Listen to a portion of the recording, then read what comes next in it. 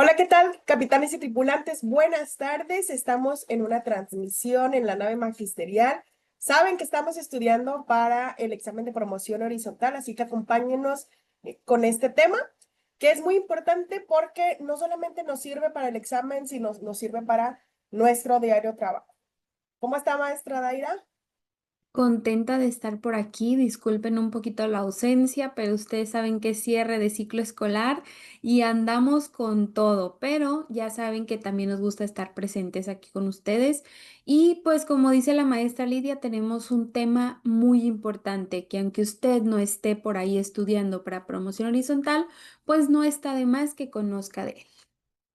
Y bueno, ahorita hay muchas especulaciones acá en Nuevo León por todos estos temas que conciernen a la promoción horizontal, a los cambios, a los incentivos, a los ATPs de reconocimiento. Entonces, esperamos que todas las situaciones se resuelvan favorablemente, pero bueno, mientras tanto los que estamos dentro del proceso, el proceso continúa, así que hay que prepararnos.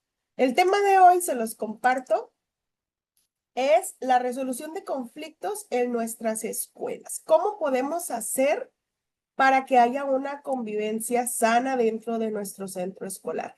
Este es un documento que nos presenta Secretaría de Educación y que forma parte de la bibliografía del examen de promoción horizontal. Entonces, vamos a estar analizando el contenido de este documento de cómo resolver los conflictos en nuestras escuelas.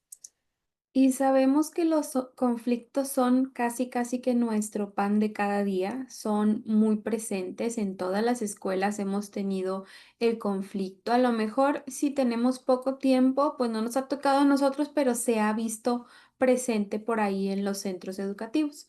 En la introducción nos menciona precisamente esto, que estos conflictos pues están presentes en nuestra vida cotidiana y que cuando estos conflictos no se resuelven o se abordan de una manera violenta, se afectan las relaciones interpersonales. Se complica el cumplimiento de la labor docente y se genera un ambiente desfavorable para el aprendizaje.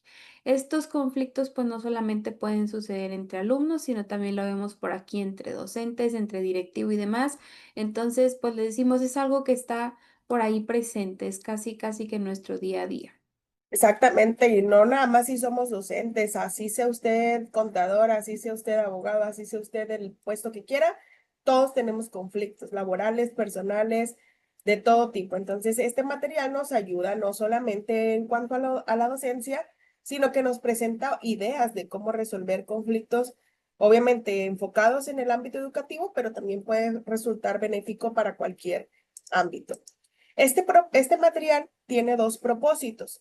El primero es que nosotros tengamos una visión general de lo que es el tema de resolución de conflictos, que nos involucremos en el manejo y que logramos como docentes convertirnos en guías y modelos de convivencia para nuestros alumnos, para que nosotros tengamos esta información y cuando se presente un conflicto podamos intervenir de la mejor manera para su solución.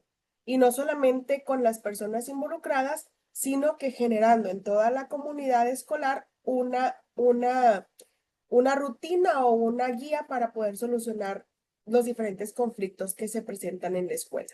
El siguiente propósito es que los alumnos desarrollen y pongan en práctica habilidades socioemocionales. ¿Y qué importante es esto al momento de lidiar con esos conflictos, de tomar las mejores decisiones? Así que eso también son herramientas que nos apoyan como adultos para llegar a una solución. También, al igual que esas habilidades, pues que tengan valores y herramientas para la resolución de conflictos basada en prácticas de respeto a los derechos humanos. Muy importante poner esto primero. Democracia y el desarrollo sostenible que contribuyan a la construcción de una convivencia pacífica, inclusiva y democrática en los centros escolares. Y comenzaremos definiendo qué es un conflicto. Un conflicto es una situación que se da entre dos personas, pueden ser más, y que entran en oposición, es decir, que están en desacuerdo, que no están pensando igual. Puede ser tener diferentes posiciones, puntos de vista, diferentes intereses, diferentes necesidades, diferentes deseos o diferentes valores que no son compatibles. Son percibidos como incompatibles. Y juega un papel muy importante las emociones y los sentimientos, porque cada persona es un mundo, cada cabeza es un mundo. Las dos personas o los involucrados en un conflicto piensan y sienten diferente, entonces la resolución del conflicto o el desarrollo del conflicto también se va a basar en cuál sea la situación emocional y sentimental de cada una persona. Por eso estos dos factores juegan un papel muy, muy importante. Y pues bueno, el conflicto puede solucionarse, puede durar por mucho tiempo, pero lo importante es que al menos en la escuela busquemos darle solución a los conflictos para que no puedan pasar a mayores. Y precisamente por esa diversidad de intereses, opiniones, expectativas, creencias, gustos, es que se generan los conflictos. Muy difícilmente todos vamos a pensar igual, entonces cada quien va a dar su punto de vista en lo que está sucediendo algo y es inevitable que suceda una inconformidad por parte de los involucrados. Y pues es parte también de las relaciones humanas y ya hablábamos de esta diversidad. En los conflictos se movilizan comúnmente emociones y sentimientos que interfieren en nuestra respuesta a ellos. Y muchas veces pensamos más en esos sentimientos y en esas emociones y nos dejamos guiar, nos dejamos ir y pues estos conflictos se hacen todavía mucho más grandes, cuando no debería de ser así. Es la emoción, no es el sentir lo que nos hace tomar una decisión, lo que nos hace decir alguna palabra, que pues a lo mejor puede hacer que ese conflicto crezca. No todas las situaciones que vivimos a nuestro día a día son un conflicto. Entonces, ¿cómo poder identificar cuándo sí es un conflicto, cuándo sí estamos ante la presencia de un problema? Primero, porque las necesidades e intereses de las personas o grupos se contraponen, es decir, que no hay un acuerdo común. Después, porque existe tensión que puede distorsionar lo que se perciben cada una de las partes del conflicto. Hay incomodidad por el comportamiento o la actitud de las partes que están involucradas. Hay desagrado también por el trato que se recibe y empezamos a tener sentimientos como el enojo, la tristeza, la decepción, la frustración, la vergüenza o el resentimiento. Entonces, de esta manera podemos darnos cuenta que estamos dentro de un conflicto. Existen cuatro maneras, cuatro estilos de afrontar un conflicto. La primera es la competición. Yo gano y tú pierdes. Eso es cuando queremos imponer nuestra decisión o nuestros intereses hacia la otra persona. Eso es lo que buscamos principalmente. El caso contrario es la acomodación. Yo pierdo, tú ganas. No importa lo que yo piense, no importa cuáles sean mis derechos, cuáles sean mis objetivos, pero está bien, tú ganas. La evasión, ambas partes pierden. Se dan cuenta que cada una de estas partes involucradas va a renunciar a sus propias necesidades y desiste de la acción o el proyecto que buscaba. Y la cooperación y negociación razonada, que esta es la que deberíamos de utilizar, en donde ambas partes ganan. Cada parte involucrada en el conflicto cede un poco para que ambas partes logren su propósito. Y bueno, ya que identificamos el conflicto, ahora, ¿qué podemos hacer cuando en la escuela se presenta un conflicto?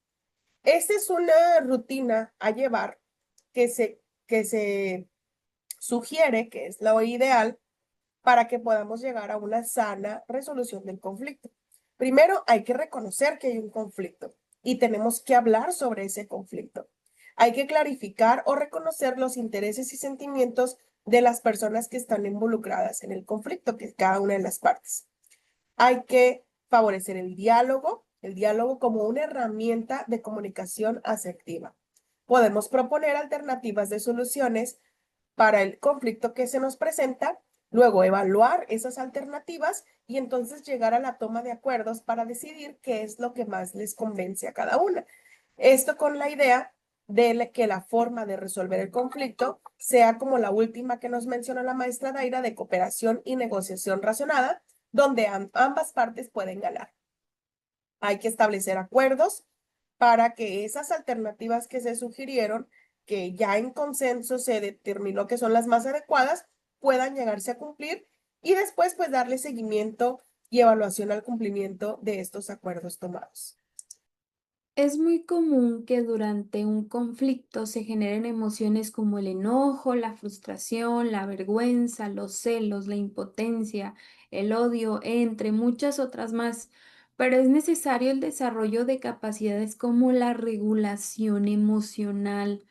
A veces la situación no es tan grave, ya traemos por ahí una carga y fácilmente nos enojamos o fácilmente nos sentimos frustrados. Entonces, algo que yo recuerdo mucho al tocar este tema es que yo trato de no tomarme nada personal ante cualquier situación, sobre todo en este ambiente laboral en el que vivimos sometidos a mucho estrés y yo creo que varios ambientes laborales están en la misma situación. Entonces, quizás está pasando algo que hace que el otro compañero reaccione pues de una manera no tan correcta o no la manera que esperamos y es muy fácil que eleven la voz o que haya una situación que que se preste como un malentendido. Entonces, lo importante es no tomarnos las cosas personales.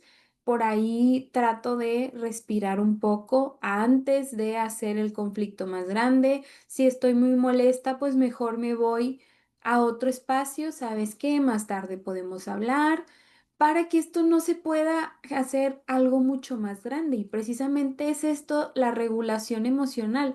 Esos solamente son algunos ejemplos, pero existen muchos otros que podemos poner en práctica para que no se genere un daño físico o emocional para ninguna de las partes involucradas. Les decía, a veces se puede resolver muy sencillito, a veces solamente son malinterpretaciones que no tienen por qué escalar a algo más grande. Y en la escuela, maestra, era con los niños, cómo se dan conflictos, pero por nada.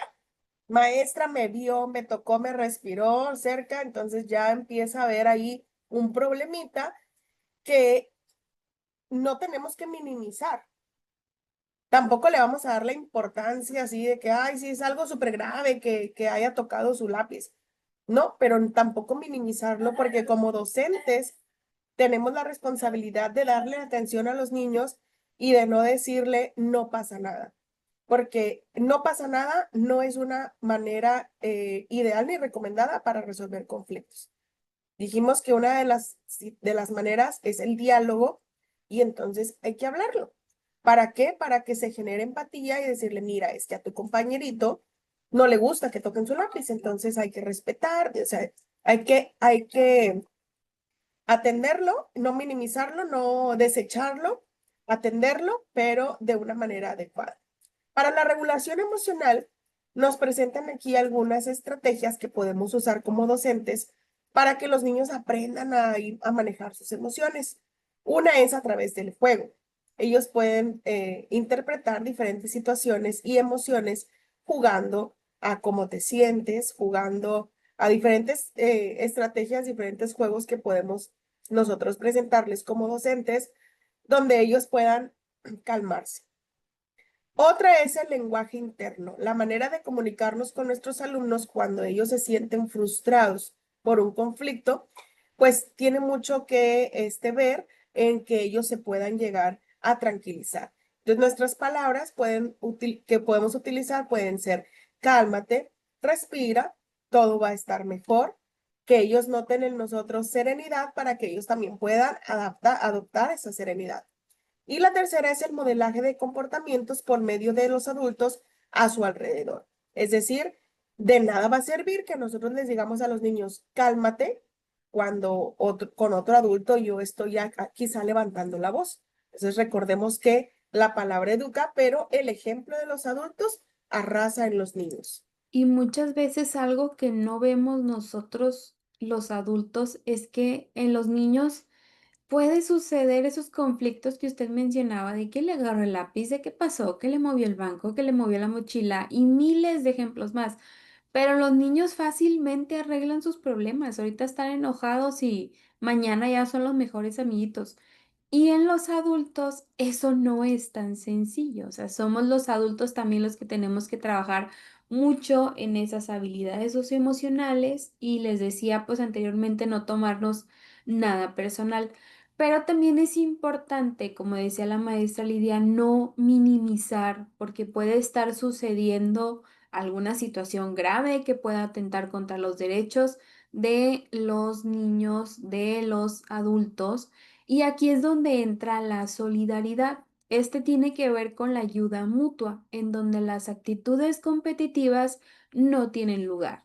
Veíamos por ahí estilos de cómo se puede resolver en el de yo gano, tú pierdes, o yo pierdo, tú gano, o ambos perdemos con tal de que el otro no gane. Entonces aquí la solidaridad pues vendría a ser como ese último modelo en donde ambos podemos ayudarnos, dejar de lado esas actitudes competitivas y de manera colaborativa llegar a esa resolución del problema que me permita tener más herramientas para afrontar futuras situaciones.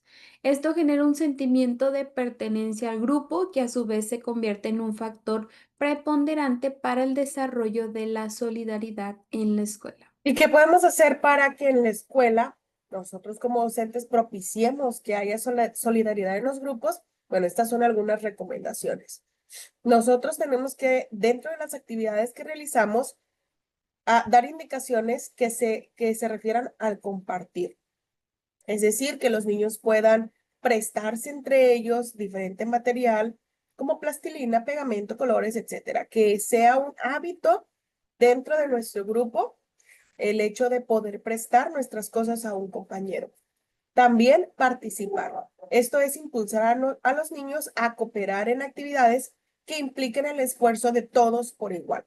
Es decir, darle la participación a todos sin que se note una distinción de que, mire, ellos participan o hacen más cosas que otros.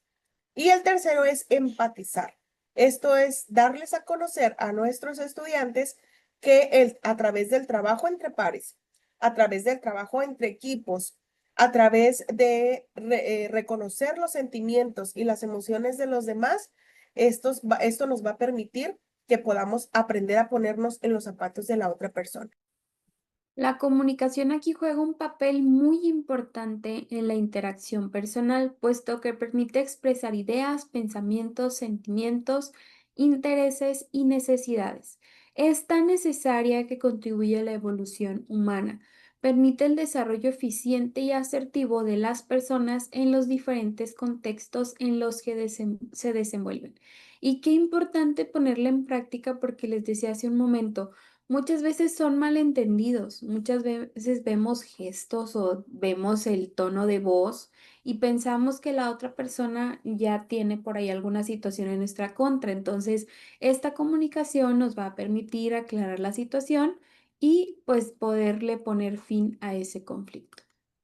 Y parte del diálogo es la escucha activa. Es decir, no es nada más que yo lo platique, sino que los demás puedan entender y recibir el mensaje que yo quiero dar. Entonces, la escucha activa implica entender, analizar, razonar y comprender la información que el otro nos está transmitiendo. Aquí tenemos algunas estrategias que nos permiten fomentar esa escucha activa con nuestros alumnos. Primero, lograr nosotros la serenidad y generar esa paz y esa tranquilidad para que todas las partes involucradas tengan una postura abierta al diálogo. Se sugiere tener contacto visual con la persona con la que se está generando esa situación de interés. También enfocar nuestra atención, esto es, dejar de hacer cualquier otra cosa y prestar atención a las personas involucradas para que ellas se sientan atendidas, que sepan que tienen un lugar, que tienen una opinión dentro de la solución del conflicto y que así podamos llegar más rápido a la solución del conflicto. Generar confianza con los que nos están escuchando a través de un tono medio y también evitar hacer críticas o juicios de valor con respecto a lo que se está escuchando. Es decir, escuchar, mantener ese respeto, mantener esa empatía a través de no estar realizando gestos o algunos cambios en el tono de voz en cuanto a lo que escuchamos, sino mantenernos ecuánimes escuchando todo lo que las partes involucradas tengan que decirnos. Y la empatía juega un papel muy importante en esto de la resolución de los conflictos. Nos menciona el texto que consiste en tener la capacidad de ponerse en el lugar del otro para comprender qué piensa y cómo se siente. Esto va a favorecer el poder reconocer, explicar, comprender y predecir sus intereses y preocupaciones. Es importante tener una actitud empática, pues requiere tener un verdadero interés por el otro, no solamente decirlo, sino que a través de lo que decimos y de lo que hacemos se note que está existiendo esa verdadera empatía. Tanto la escucha activa como la actitud empática facilitan en gran medida la comunicación necesaria para poder resolver un conflicto. Las siguientes son algunas técnicas para resolver los conflictos de manera pacífica. Son dos técnicas las que estaremos viendo. Aquí en el manual, aparte de darnos la definición de cada una de estas técnicas, nos proporciona ahí cuáles son las ventajas. Vienen también algunos ejemplos de este tipo de técnicas para la resolución pacífica. Entonces, le recomendamos que si usted quiere profundizar más en el tema, vaya al documento y también que si tiene alguna situación de conflicto dentro de su aula y quiere informarse más, vaya al documento. Aquí tenemos, perdón, diferente información. La negociación es el proceso que permite transformar los objetivos iniciales de las partes en conflicto en propósitos de interés mutuo a través de la identificación de soluciones que consideren los intereses comunes por medio de una postura intermedia que busque la satisfacción de las partes en conflicto, es decir, que las dos partes salgan ganando. La siguiente técnica es la mediación. Esta consiste en la búsqueda de la resolución del conflicto de manera pacífica y mediante acuerdos.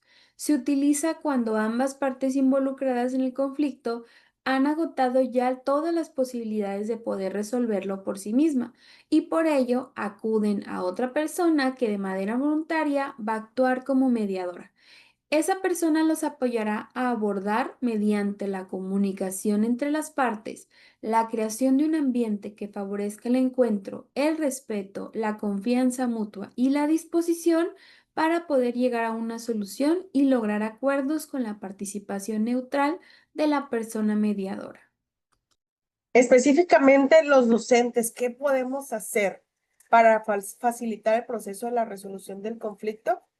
Bueno, aparte de que nosotros podemos implementar estrategias que ya mencionamos, técnicas de la resolución del conflicto, como lo son la negociación y la mediación, pues es muy importante, es imprescindible que nosotros conozcamos al grupo, porque a veces sabemos que son algunos niños los que más se meten en el conflicto y ya los conocemos y podemos nosotros determinar si es verdad o es mentira lo que el otro niño dice de él.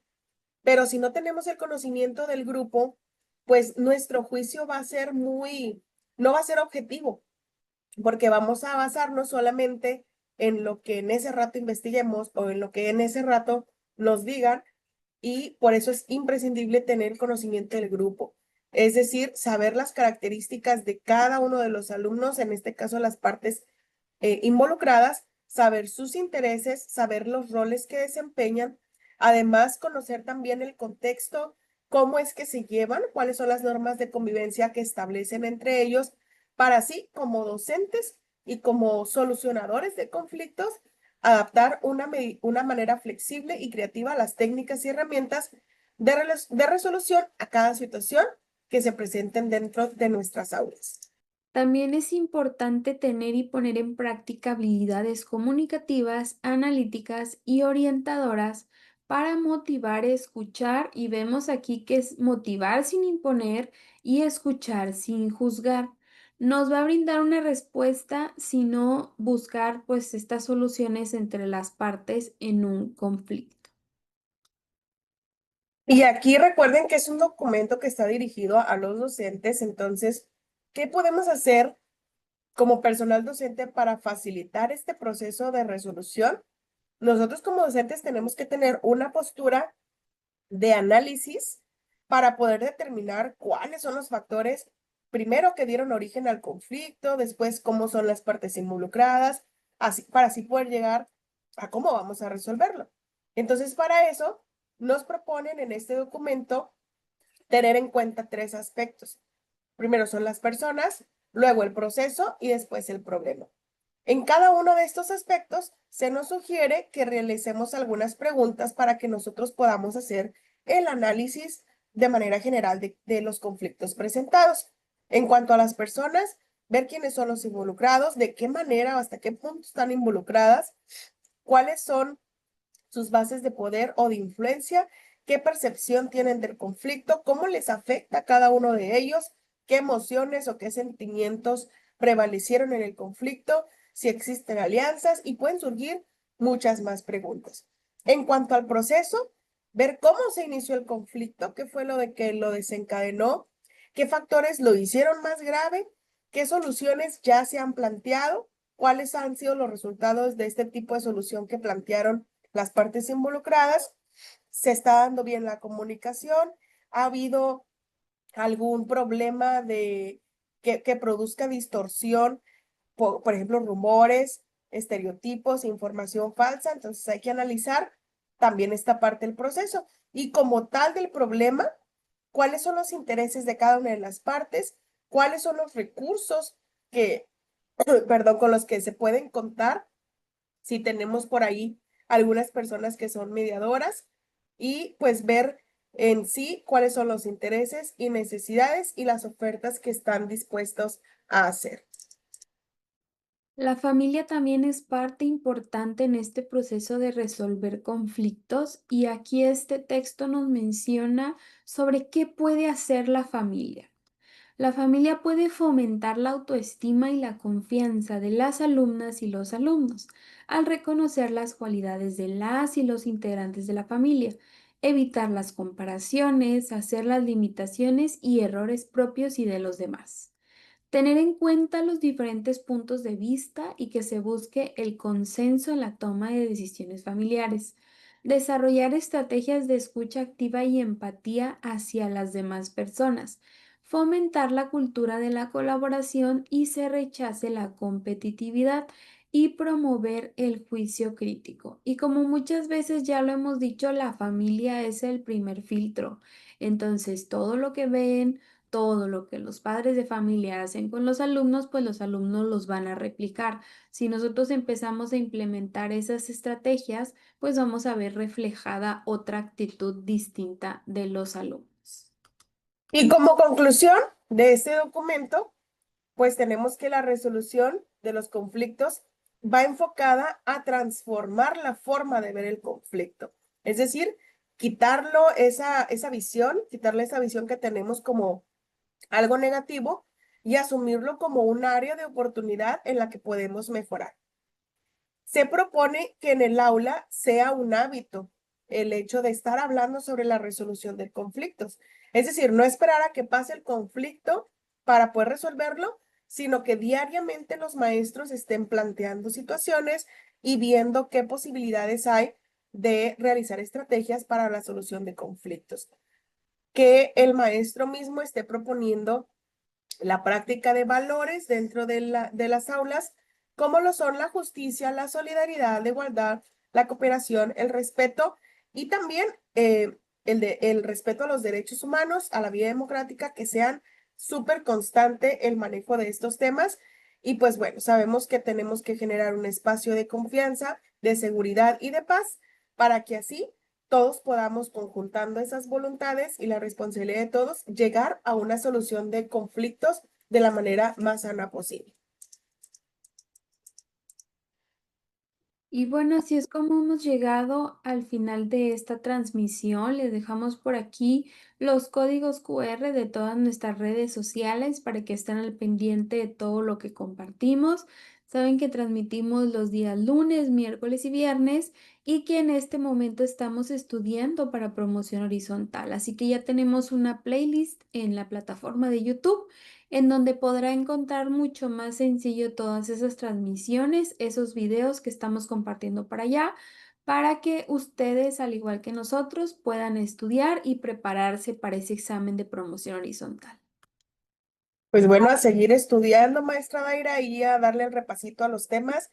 Estábamos viendo antes de la transmisión que el día 21 de julio tenemos que estar pendientes por ahí de la plataforma Venus para ver qué día vamos a hacer, a presentar este examen. Entonces, mientras tanto, hay que estar repasando, estudiando, viendo la nave magisterial para ver qué otros temas, qué otros documentos vamos a analizar.